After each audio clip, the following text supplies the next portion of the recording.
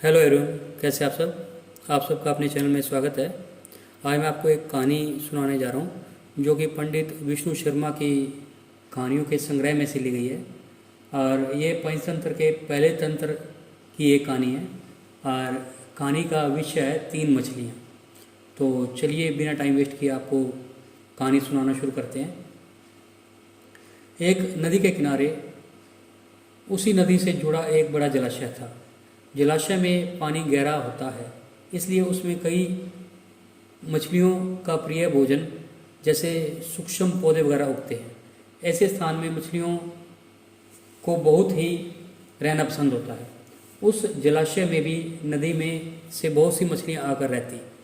अंडे देने के लिए तो सभी मछलियाँ उस जलाशय में आती ही थी। वह जलाशय लंबी घास व झाड़ियों द्वारा घिरा होने के कारण आसानी से नज़र भी नहीं आता था। उसी में 3 मछलियों का एक झुंड रहता था। उनके स्वभाव भिन्न थे।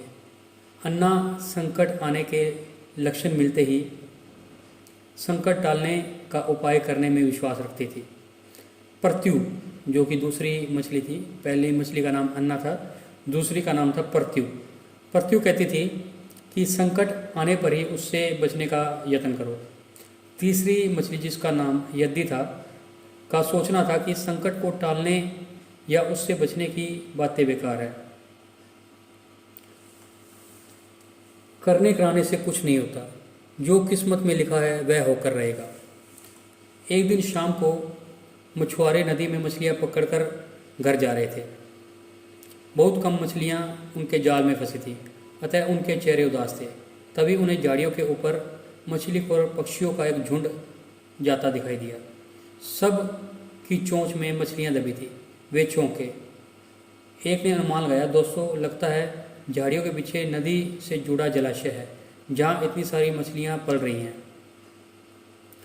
मछुआरे पुलकित होकर झाड़ियों में से होकर जलाशय के तट पर आ निकले और ललचाई नज़र से मछलियों को देखने लगे। एक मछुआरा बोला, आहा, इस जलाशय में तो मछलियां भरी पड़ी हैं।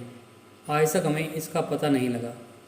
यहाँ हमें ढेर सारी मछलियाँ मिलेंगी। दूसरा बोला। तीसरे ने कहा, आज तो शाम गिरने वाली है, कल सुबह ही आकर यहाँ जाल डालेंगे। इसी प्रकार मछुआरे दूसरे दिन का कार्यक्रम तय करके चले गए। तीनों मछलियों ने मछुआरों की बातें सुन ली थी। अन्ना मछली ने कहा, साथियों, तुमने मछुआरों की बात सुन ली। अब हमारा यहाँ रहना खतरे से खाली नहीं है।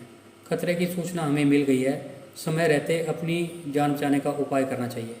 मैं तो अभी ही इस जलाशय को छोड़कर नहर के रास्ते नदी में जा रही हूँ। इसके बाद मछुआरे सुबह आएँ, जाल फेंके मेरी बला से। तब तक मैं बहुत दूर अटखेलियाँ कर रही होंगी। प्रत्यु मछली बोली, तुम्हें जाना है जाओ, मैं तो नहीं आ रही। अभी खतरा आया कहाँ है जो इतना घबराने की जरूरत है। हो सकता है संकट आए ही ना। उन मछुआरों का यहाँ आने का कार्यक्रम रद्द हो सकता है। हो सकता है रात को उनका जाल चूहे को उतर जाए। हो सकता है उनकी बस्ती में आग लग जाए, भूचाल आकर उनके गांव को नष्ट कर डाले, या रात को मूसलाधार बारिश हो सकती है और बाढ़ में उनका गांव बह सकता है। इसलिए उनका आना निश्चित नहीं है। जब वे आएंगे तब की तब सोचेंगे। हो सकता है मैं उनके जाल में ही न फंसूँ। यद्दी ने अपनी भाग्यवादी नीति की बात कही। भागने से कुछ नहीं होने का। मछुआरों को आना है तो वह आएंगे। हमें जाल में फंसना है तो हम फंसेंगे। किस्मत में मरना लिखा है तो क्या किया जाए। इस प्रकार अन्ना तो उस समय वहाँ से चली गई। प्रत्यु और यद्दी जलाशय में ही रही। बोर हुई तो मछुआरे अपना जाल को लेकर आए और जलाशय में जाल फेंकने लगे और मछलियां पकड़ने लगे। प्रत्यु ने संकट को आए देखा तो लगी जान बचाने और उपाय सोचने लगी। उसका दिमाग तेजी से काम करने लगा। आसपास छिपने के लिए कोई खोखली जगह भी नहीं थी।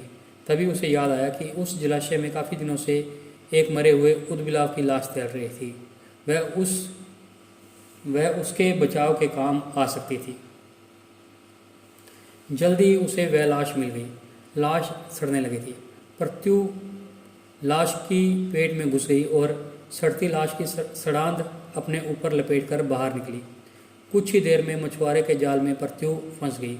मछुआरे ने अपना जाल खींचा और मछलियों को किनारे पर जाल उल्ट दिया। बाकी मछलियां तो तड़पने लगी, परंतु परत्यू दम साध कर मरी हुई मछली की तरह पड़ी रही। मछुआरे को सड़ांध का भपका लगा तो मछलियों को देखने लगा। उसने निश्चल पड़ी परत्यू को उठाया, सूंघा, आक यह तो कई दिनों से मरी हुई मछली है, सड़ चुकी है। ऐसे बड़बड़ाकर बुरा सा मुंह बनाकर उसने मछुआरे ने परत्यू को जलाशय में फेंक दिया। परत्यू अपनी बुद्धि का प्रयोग कर कर संकट से बच निकलने में सफल हो गई। पानी में गिरते ही उसने गोता लगाया और सुरक्षित गहराई में पहुंचकर अपनी जान की खैर मनाई। यद्दी भी दूसरे मछुआरों के जाल में फंस गई और एक टोकरे में डाल दी गई। भाग्य के भरोसे बैठे रहने वाली यद्दी ने उसी टोकरे में अन्य मछलियों की तरह तड़प तड़प कर प्राण त्याग दिए।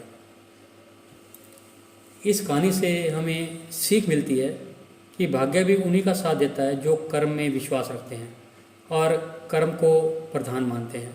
भाग्य के भरोसे हाथ पर हाथ रखकर बैठे रहने वाले का विनाश निश्चित है। तो आपको ये कहानी कैसी लगी? अगर पसंद आई तो वीडियो को लाइक कीजिए, शेयर कीजिए और चैनल को सब्सक्राइब कीजिए और बेल वाला बटन ज़रूर दबाएं ताकि हम ऐसी कोई और वीडियो डालें तो उसकी नोटिफिकेशन आपको मिल जाए। Thank you.